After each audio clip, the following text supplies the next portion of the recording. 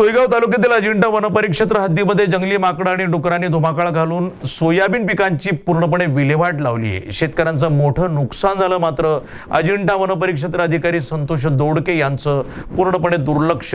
One प्राण्यांचा बंदोबस्त करण्याची शेतकऱ्यांची मागणी आहे। सोयगाव तालुक्यामध्ये अनेक ठिकाणी शेतकऱ्यांनी पेरणी केली आहे, मात्र त्यामध्ये पावसानं दांडी मारल्यामुळे शेतकरी वर्ग पूर्णपणे संकटामध्ये सापडला आहे।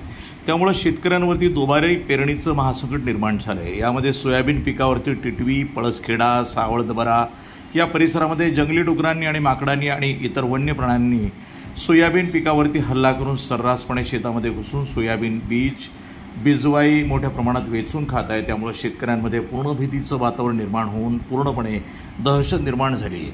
अगोदरच निसर्गाचा कोप, त्यामध्ये पावसानं दांडी मारलेली आणि सध्याला दुबारा पेरणीचं संकट दिसून येत आहे। त्यामुळे पूर्ण शेतकरी हवालदिल झाला आहे। त्यासाठी शेतकरी वर्ग अशी मागणी करते की लवकरात लवकर या जंगली माकडांचा आणि डुकरांचा अजिंठा वनपरिक्षेत्र अधिकारी संतोष दोडके यांनी लवकरात लवकर बंदोबस्त करण्यात यावा आणि झालेली नुकसान भरपाई लवकरात लवकर देण्यात यावी अशी मागणी शेतकऱ्यांकडून होती। अजिंठा वनपरिक्षेत्र अधिकारी संतोष दोडके प्रकरणी दखल घेणार का आणि या वन्य प्राण्यांचा कधी आणि काय बंदोबस्त करणार याकडे सर्वांचं लक्ष लागलंय। सध्याला शेतकरी वर्ग खूप मोठ्या संकटात सापडलाय। शासन प्रशासन या बळीराजाची मदत करणार का? या संकटातून शासन प्रशासन शेतकऱ्यांना वाचवणार का? हा महत्त्वाचा प्रश्न शेतकऱ्यांना पडलाय।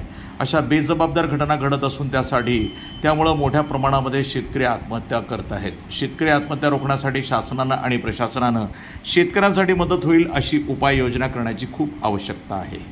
प्रतिनिधी जब्बार तडवी, सोयगाव, छत्रपती संभाजीनगर, NTV न्यूज मराठी।